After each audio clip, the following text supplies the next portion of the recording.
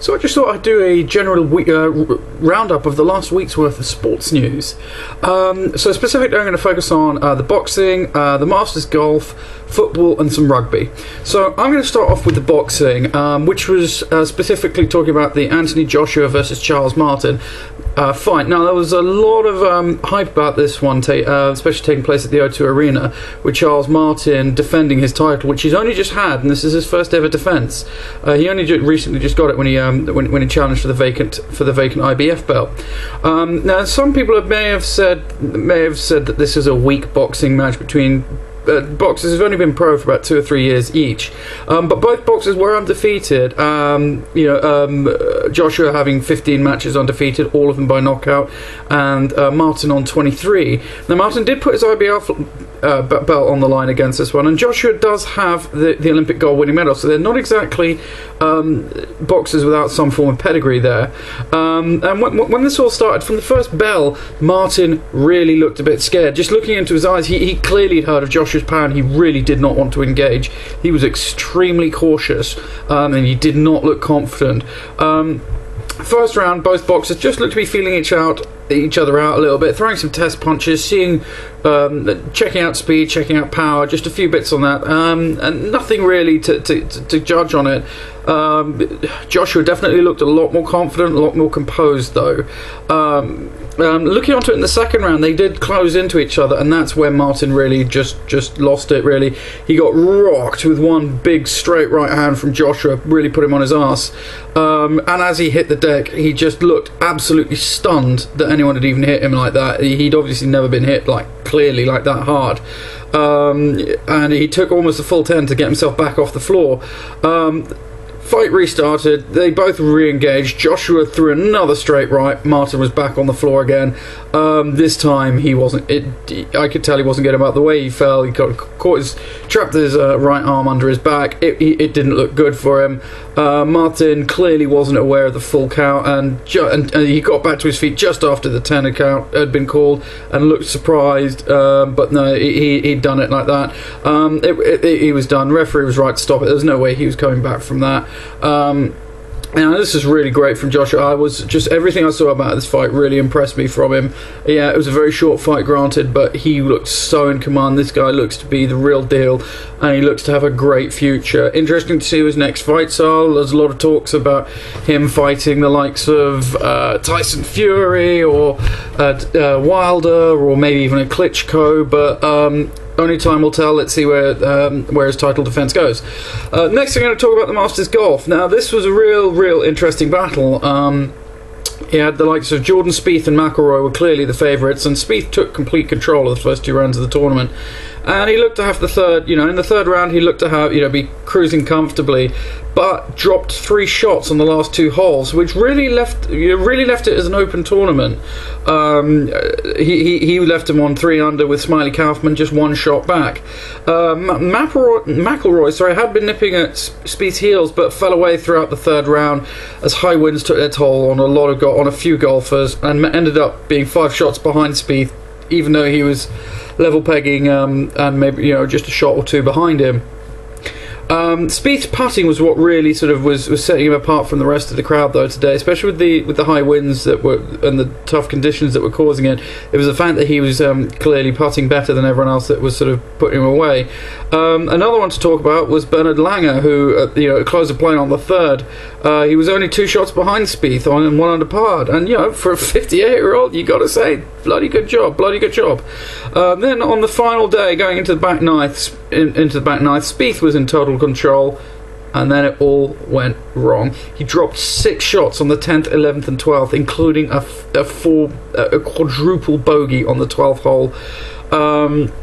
This opened the door for Danny Willett, a young Englishman who took full advantage, carding a 5 under par 67 to finish on 5 under, 3 strokes ahead of Lee Westwood, who was in second with Spieth a shot further back. So this was a real bad run for Spieth, who, it was his to lose, and, somehow he lost it.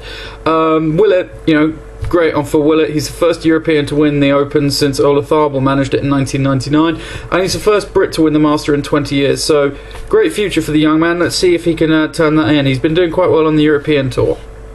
So let's see if he can do any more of the majors. So I'm going to move on and talk about the football now. The key points have to be on this one. It's Leicester's win over Sunderland. Even if they did do it the hard way, they didn't seem to be able to sort of impose themselves fully on Sunderland. But 2 goals from Vardy guaranteed Leicester's a Champions League place next season. So good on Leicester. They're really looking nailed on for the title at this moment. I've got to say, I think they're going to do it. I've been sort of in denial a little bit, just thinking, well, it's nice, but how's it going to look? I think they're going to fall away. I want to see the Cinderella ending, but but no, I think I'm going to say I think they're going to do it. So next up, Spurs recorded a devastating 3-0 win over Manchester United with goals from Lamela, Kane, and Dele Alli. Exactly what Leicester needed. I think they're going to secure second place now. I can't see them overtaking Leicester, and I really don't think Arsenal are going to be able to catch them up on this one. But it was exactly the result they needed, especially with Arsenal's result against West Ham. Now, United are going to, after this, United are really going to struggle to secure an automatic European slot now. It's really tightly bunched up in the table around them, and they're going to need to be really careful in the run, and they cannot afford to drop any points at all. So, next game, I'm going to talk about Arsenal battling to a 3-3 draw with West Ham. Initially, it went 2-0 up through Ozil and Sanchez, and then were pegged back 3-2 with a hat-trick from Andy Carroll before Koscielny made it 3-3. Results didn't really go Arsenal's way this weekend. I can't see them catching Spurs or Leicester now. I think they're going to finish third. I don't know how Man City are going to complete their run in. They've been so inconsistent, but can't rule them out. But I think Arsenal have the strength to hold on to it. Speaking of City, they battled to a 2-1 win over West Brom at the City of Manchester Stadium to go 4 points clear of United, who are in 5th. But I think this will secure them a top 4 finish. Will they get Arsenal? I don't know. They should be beating Albion by more than 2-1, and they really shouldn't be going behind to Albion at home. It's going to be a tough matchup. They can beat Arsenal. They can catch Arsenal, I should say, sorry. I don't think they will, though. I think this one will be Arsenal. I think this one Arsenal will secure third. So next up we're going to talk about is the Sunderland and Newcastle. They both lost. And I think the importance of this means I think they've basically secured themselves relegation for next season. Norwich are 4 points clear of the drop zone now. Norwich haven't been great, but I think they've been doing enough to ensure that they don't go down. Sunderland and Newcastle, it's just not looking good for them. It's a shame to say this. I would have liked both of them to survive, but it's not going to happen. I really can't see it. So I'm going to move on. Just talk very quickly about a little bit of the rugby that's been happening this weekend. Leicester. We're going to talk about two of the European Championship Cups results. Leicester produced a really dominant display to beat Stade Francais with a thumping 41-13 win. Tries from Tuolangi, Guneva, Burns, Fitzgerald and Veainu. Really good for them. Leicester have been I'm not going to say in the doldrums, but they haven't been the dominant force that they once were.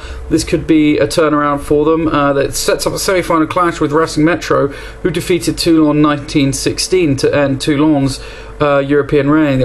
Toulon have won the European Cup for the last 2 seasons, so this is interesting for them. This could be quite an interesting result. I mean, I'd love to see Leicester come back and win for the first time in quite a long time.